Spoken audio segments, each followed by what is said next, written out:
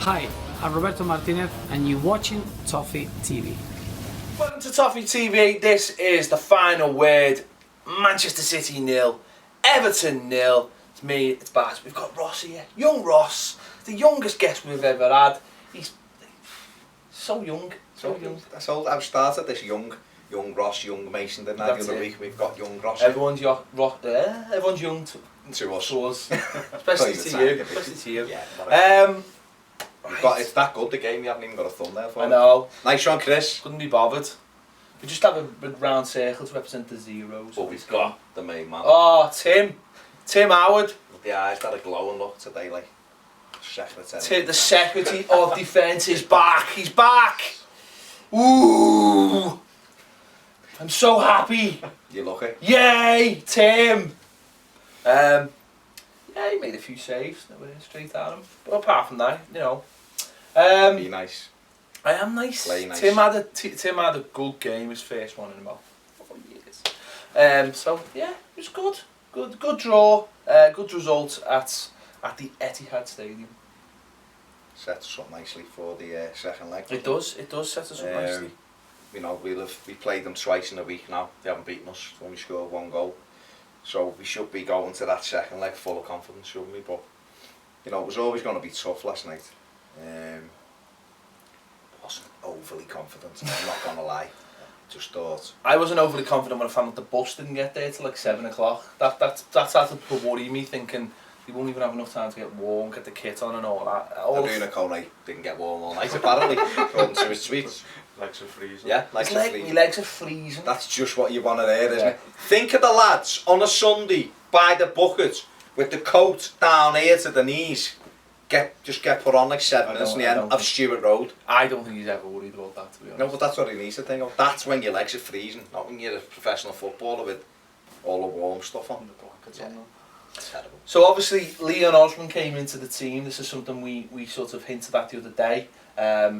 A lot of people were angry at that. I wasn't really that bothered. It made sense to me, personally.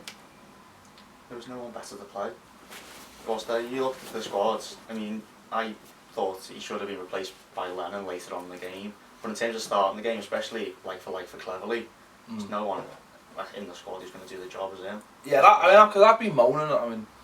Just generally in life, just moan.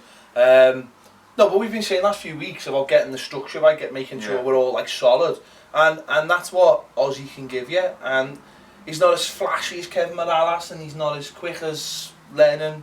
He's not as slow as Coney. He's not as slow as Coney, and not as cold. No, not as cold. But he does a job, and he done a job last night. And I think some people got to remember that sometimes, that you get all your running about from people like Muhamed Bešić, who was great again. You get all your flashy stuff out of Delafeu. And yes, there is room for more flashiness and more running about. But last night mightn't have been the right time, and sometimes you've got to remember that. And I thought we set up perfectly last night. And I thought in the first half, I thought we played really well and matched them. And I think the stats prove we matched them. It was 50% each at the end of the half. I think we both had 2 shots on target, they had 1 more. I think the corners were pretty much the same. And first half, I thought we were really good. It was only second half that we started to sort of go a little bit moist. If I can use a word. I think like in terms of Osman, like Ross said there's probably no one else. I mean, we've bemoaned Coney out there on the left, and he doesn't get back anyway there. So you can't go to one of the most flamboyant sides in the league and leave yourself wide open. And I think Osman, when he came on in the Capital One Cup the week before, reminded probably Martinez that, and a lot of other people, that he can just do that job sitting out on the left. You know, obviously he's not as good as Pina was in that role or people like that, but he can still do a job. So it made perfect sense. And like you say, the first half, it worked fine. You know, we got in a couple of times. I mean, Joe Hart made a good stop from Delafeu. Roms hit one just over the bar. You know, we've looked at Aussies at that worldie of a volley. You know, I mean, talking 3 or 4 inches, it was one of the goals of the season, wasn't it, with his swinging foot. And, you know, we had them on the back foot. Yeah, Tim Howard's had to make a good stop from Torre, but, you know, you'd expect them to make that save. It was a good save, but you'd expect them to make it. So all in all, I thought we more than matched them in that first 45 minutes. Yeah, especially just think the second half he came out, and I think Rom didn't look quite fit. I think he was Yeah. 80%, Good but shout that, his yeah. touch wasn't perfect, and obviously it's not always great, but I just think with the injury, I don't know, I'd always have played him as over 80%, but from that, he didn't look like he had anything. Barkley didn't have his best game, which sort of ended us bringing the ball out, and then even Jerry died down He again in didn't the have, second half. don't think he had a touch in the second half, to Yeah. be honest. And I think once you took that threat away of getting the ball up to Rom, that just snuffed us out and it let them just sit nicely in our half. And you mentioned here, Ross, he was keeping hold of the ball fine. It was almost like his final ball was letting him down, or there wasn't enough runners going past him. Yeah. And having nothing on the left, because Baines really didn't get going in the second half at all till late on as well, till when Pienaar came on, really. But that's to be expected, isn't it? That's not a criticism, no, I'm not using that as a criticism. That's like, we had to dig in last night. We had John Stones playing at right back, who got that knock and didn't look right after he got that knock. You had Jagielka, who for me looked like he was playing at 70%. He still doesn't look fit, and I thought he had a good game, but he didn't look fit to me. He didn't look as mobile as normal, and there was a lot of, He's trying to be Peter Cech. with his boss headband. He had one of those, like, that headband looked like, have you seen the mouse, like the mouse things that you can get on the computer to stop you Little getting rest. RSI? Looked like he just sellotaped it down the back of his head and Just gone into someone's stapled it. office. Yeah, just went, Finch Farm. Yeah. listen, we'll have that, that'll do. It's cushioned, and he just allowed them to play. But this is a team that, until last night, had scored at home in every game for over a year. So you know that there's going to be times in that game when they are all over you. They're a very, very good side. And yet we did have to dig in, and you know what? It's about time we showed that we can. Yeah. Because other games we've been, so soft-centred, it's been ridiculous. Think back to Leicester and Stoke at home. I mean, our Dentsu scored 7 goals past us in 6 days is unreal, or 8 days, whatever it was. It's unbelievable. So to see us have to put last-ditch tackles in, to see people get pulled into position, to see the goalkeeper making some saves, it builds the confidence to think that, we can do this when we need to do, and all the top sides are able to do that, and Everton haven't demonstrated that enough this season. Yeah, and looking after about 20 minutes of the second half, they really started putting the pressure on. At first I was worried because I didn't think we had it in us to keep them out. But after that 20 minutes, everyone seemed to know where they were supposed to be. People were, the cross wasn't getting blocked, there was someone at the near post to deal with it. Everyone seemed, although they had the ball and they were in dangerous positions and yet they were getting shots away, I still never really thought, if we don't pick our game up here, then they're going to score here. I thought we were defensively good enough to deal with them no matter what they were really throwing at us. I thought the shape was very good. There was a few nervy moments, don't get me wrong. There was a lot of heart and mouse moments, especially second half. But as you said there, Ross, we got men in around the. I mean, every time the ball went into the box, there was either Murray front post, Jags behind him, and then Stones behind him. Stones was blocking at every cross as well, which was brilliant to see. It's not so to see our fullbacks blocking crosses. He was blocking every cross as well, so he was stopping them from that side as well. We were stopping stuff coming down the left because you've got Ozzy and you've got Baines there as well. And as you just mentioned there, Baz, if we had a little bit of this psychology in some of those other games, we would have pissed them. Yeah. But we would have, wouldn't we? If we'd set up against, and a couple of people on Twitter said to me last night, would you want to see us play like that every week? We don't play City away every week. It's every other week we play City away. But we don't have to play City every week. And sometimes when you're not full strength, you've just got to dig in. And we could have gone there last night and we could have scored 2, but we would have conceded 4. So it was, sometimes you just got to use your head, and it was nice to see Martinez do that for once. As I say, if we just gone into the Stoke game and gone, lads, just get a couple of goals today and be solid at the back, we would have done that. We would beat Leicester, wouldn't we? Easily. If we just gone, right, we're going to be tight today.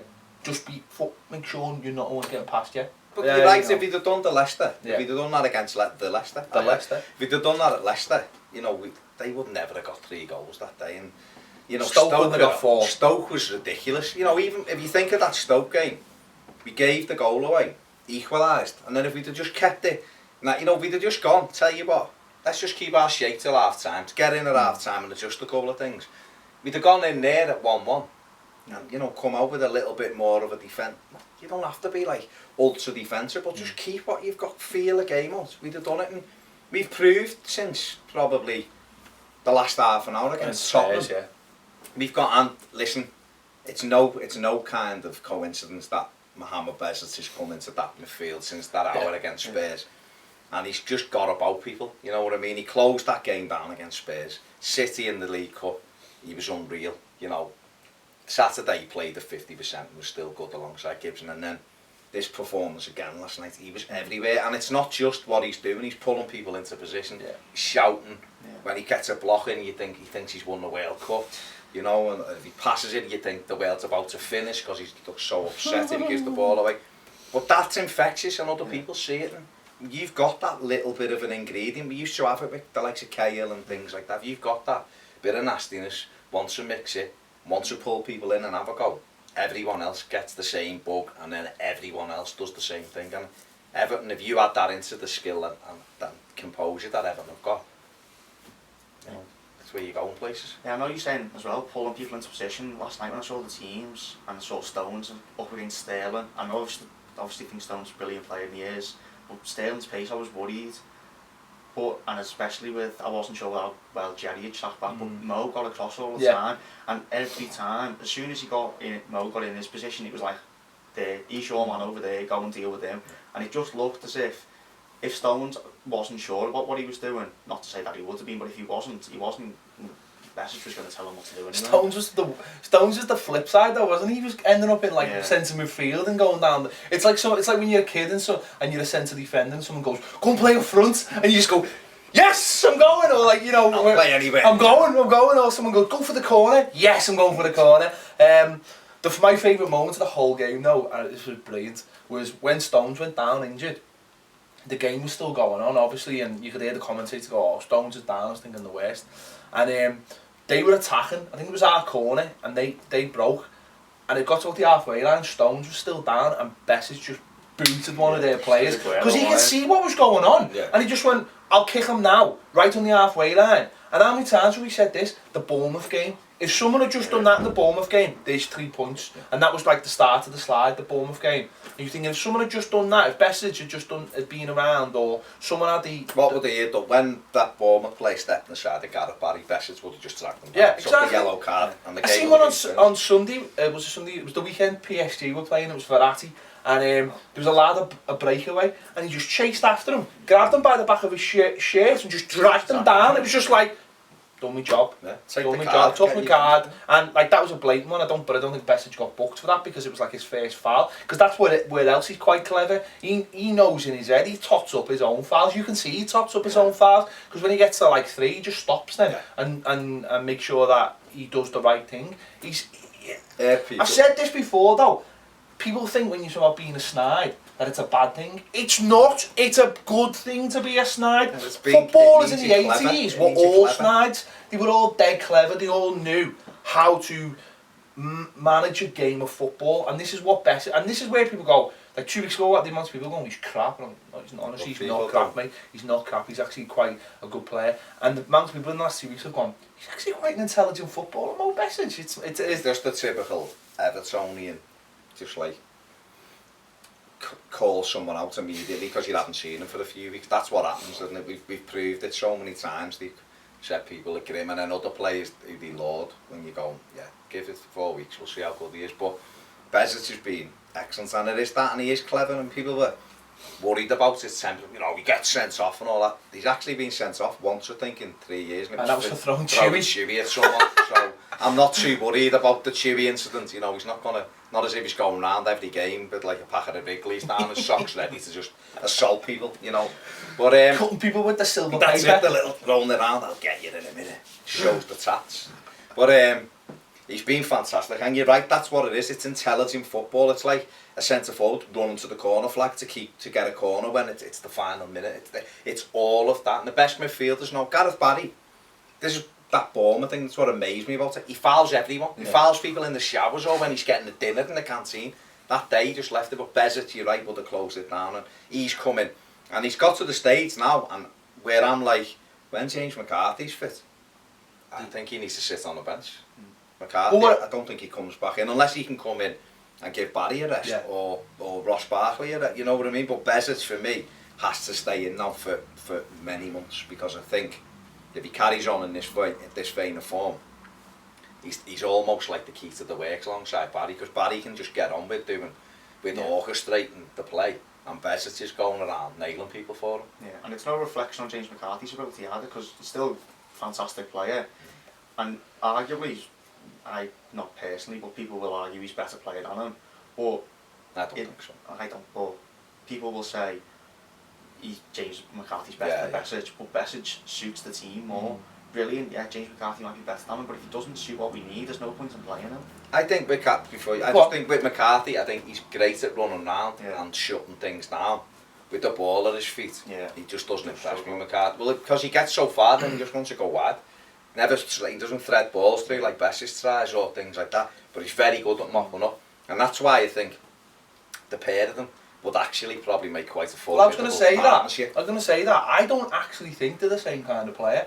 I know it's very. I know it's very easy on the surface to go, they're both destructive midfielders, but I don't think they are. I think McCarthy has got he's got something in him that means that he doesn't really want to get.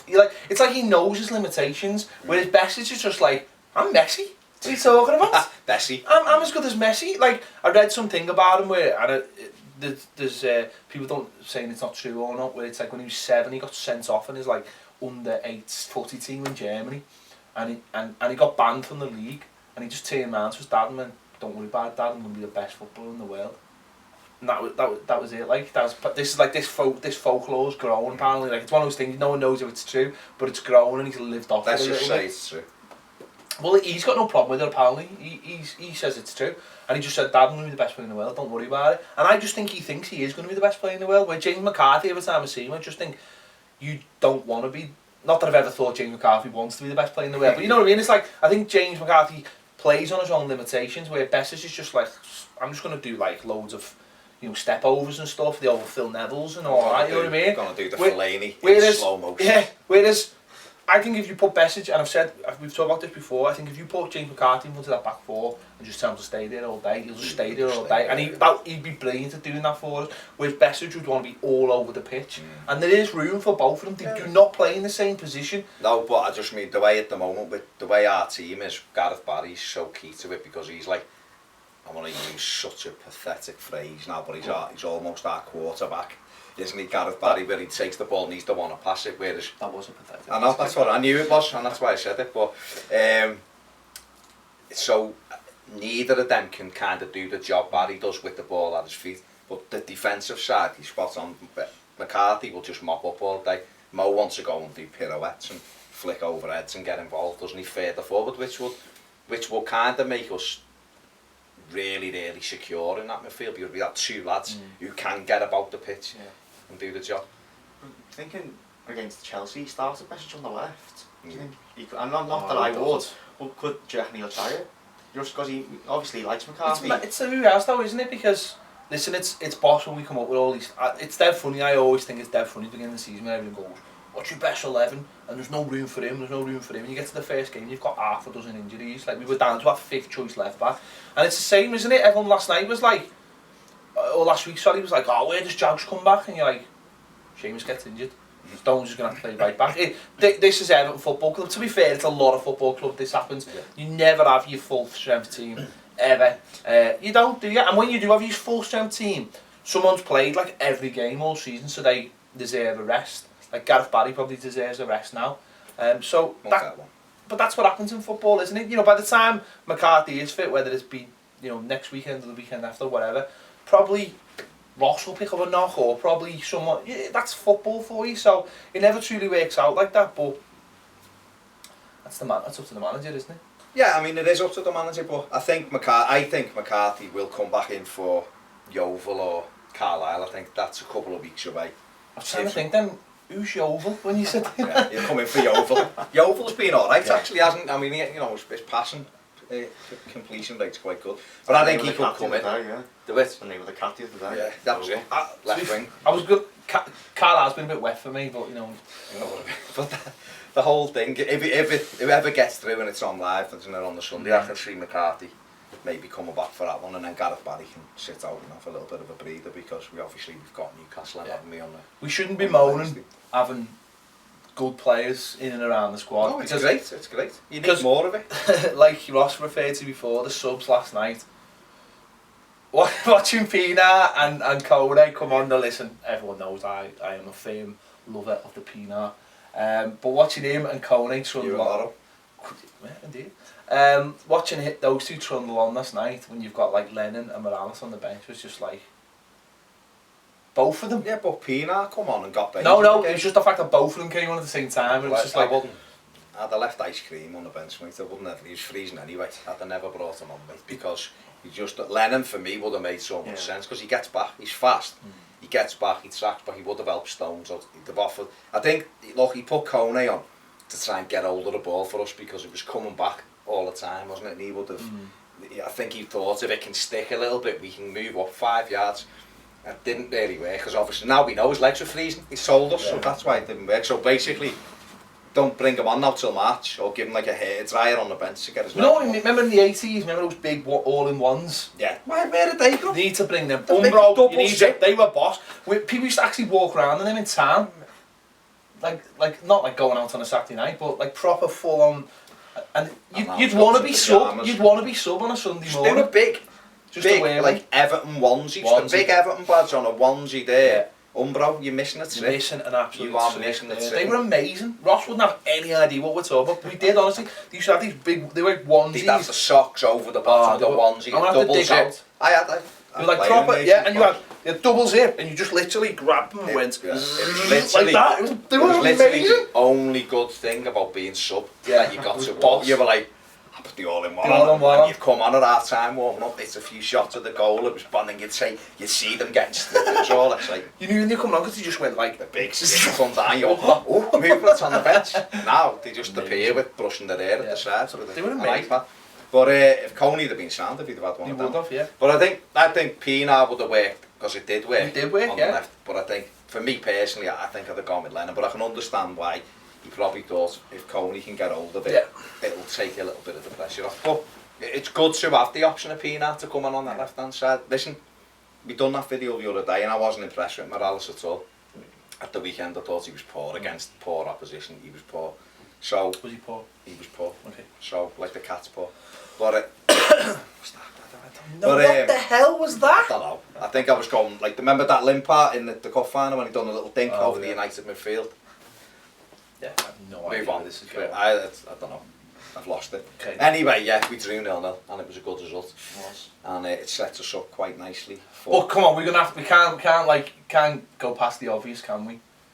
Mr. Howard. Oh. We're gonna have to give him at least 3. We're gonna have to give him at least 14 seconds of our time. Let me have a look. Yeah, alright. The timer up. We've given him a lot of abuse. He's deserved. Which he's deserved a lot of abuse. But last night he had not abuse, just not abuse. Critique. Constructive criticism. But last night he had a second half. He made that good save in the first half. Don't come out and made a decent punch. And the second half he was really, really good. Now, I do not want to go over the top about this. He didn't make any like world class brilliant saves, but it was like the Belgium game. He dealt with everything that came at him. He got it away as well into safety, and he did sort of keep us alive at sometimes. I mean, again, as I say, there's not like no absolute full on amazing saves, but the pressure was on and he made a lot of good saves. And fair play to him. He got man of the match and he deserved man of the match.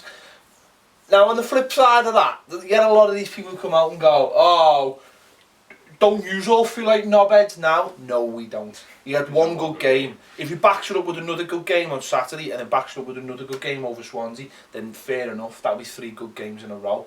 But let's see if he does that first. But last night he was very, very good. Did everything that he needed to do. Everything that was hit at him, he saved.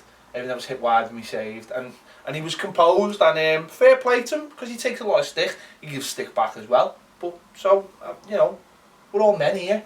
Even a broken clock's like twice a day, isn't it? Well, let's not give up a few backhanded compliments here. Let's be genuine. No, to be fair, he was very good. I personally, I would have had Mo Bešić man of the match last night, but Tim Howard was trying to win back the American audience. Do what he wants. I'm just being thingy with him. But Howard was very good, and I think the save that impressed me the most was the one he kicked away, with when he got in down the back, and it got cut across, and he just stuck his leg out and took it away from everyone, because it showed he was alert to the danger. You know, the ones that the Aguero one straight at him, Toure one, I'd expect him to save, but that one with his feet where he blocked the cross, that was a really good goalkeeper, and he won us a point, there's no doubt about it. He played really well, but we've got to see that every week. He set the bar now, that's the bar. So if he drops back down below that, then we will criticise him, because everyone should raise the bar. That's what your standards are. If you're just going to go, look, the manager's come out with some crazy comments about him that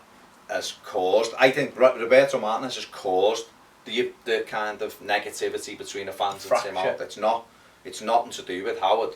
Well, it is with his form, but the manager has made it worse. It's not Howard talking, the manager's made it worse. So, but last night he was excellent. He won us a point. So, you know, you can't. And he was inspired by obviously you and Les in the video we done earlier in the week.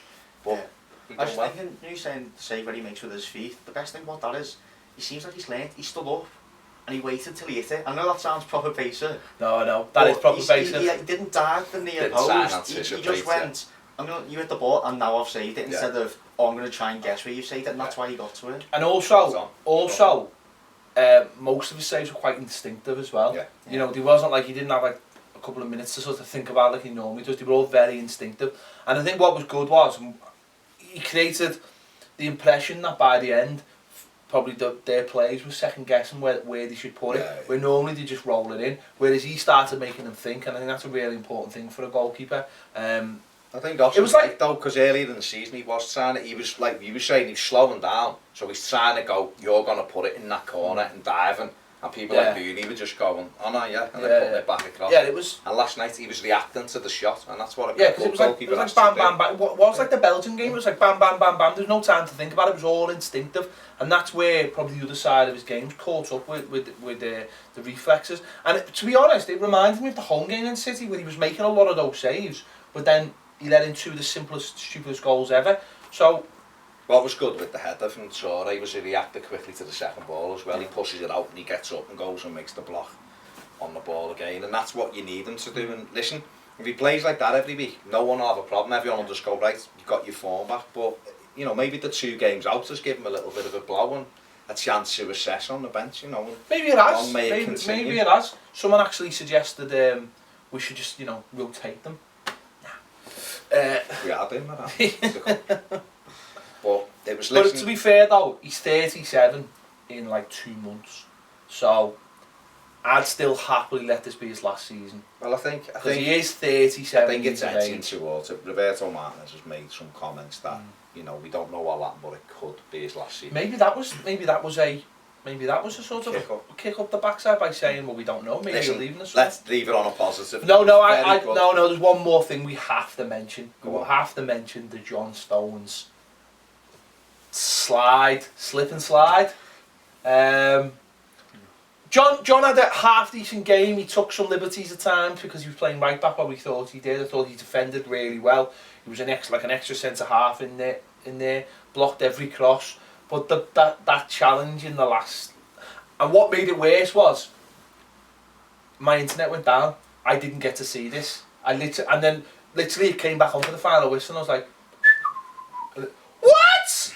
I was like, whoa! Like, didn't see it at all till after the game. It was like, oh my God, what have you done, man? Because if I'd switched it on and like there's Howard picking the ball at the back of the net, yeah, I would have gone out, bought a cat and kicked the cat.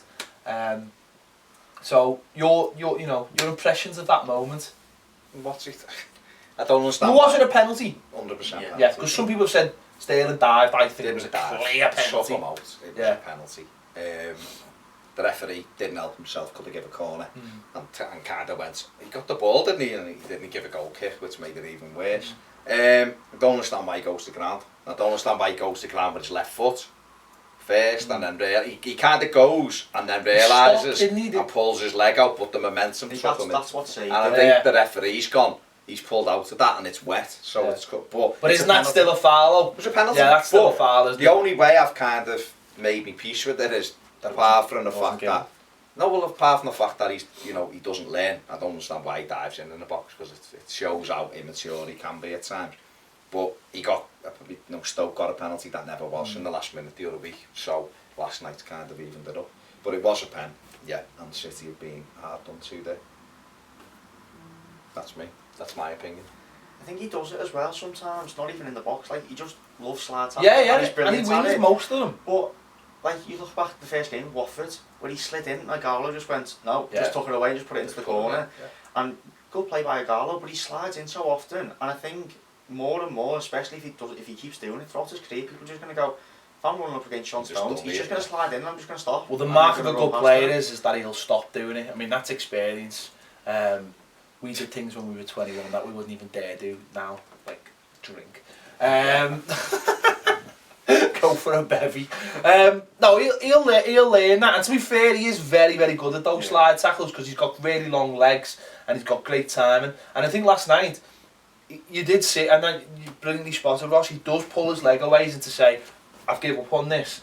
And he did though, he did do it. And but obviously his momentum and the pitch being wet, maybe that was like a compensation for our fans only seeing half the game by saying like, well, the wet weather stopped you from getting here or whatever. I'm going to let you off with this one. But the only worry is that's 2 in 2 weeks Man City have had there, which pretty decent penalty shout. And you're thinking, in 2 weeks' time they're going to have like 12. I'll be thinking, if only we had Everton at home again soon. 12 penalties in one game, I'm telling you. But that's, he's got to learn. I mean, people were saying this 12 months ago about Ross Barkley. He hasn't learned none.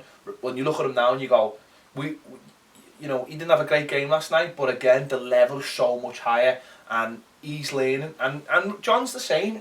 Let's be honest, he's a class player and he's learning all the time. And he'll get rid of all that, hopefully. Well, if he wants to play for Barcelona, he'll have to. They're not allowed to tackle. Anyway, tell us what you think in the comments below. Make sure to join us on Twitter as well. It is at Toffee TV 1. We're on Facebook as well. It is facebook.com/Toffee TV ESC. Leave all your comments there about this game. You happy with the point? Do you think we should have gone on second half and tried a little bit harder for a winner? Tell us what you think as well. Don't forget to subscribe. We're heading for that 7,000. We get there and me and Baz don't have to go to work ever again, and we can just make millions of videos for you to watch every single day. Wear masks, Tim Howard masks and everything. Whatever floats your boat, whatever floats your boat. They're on a different channel. Toffee TV 1 on Twitter as well, Facebook, facebook.com/Toffee TV EFC. Join us on there as well. We'll be back soon on Toffee TV.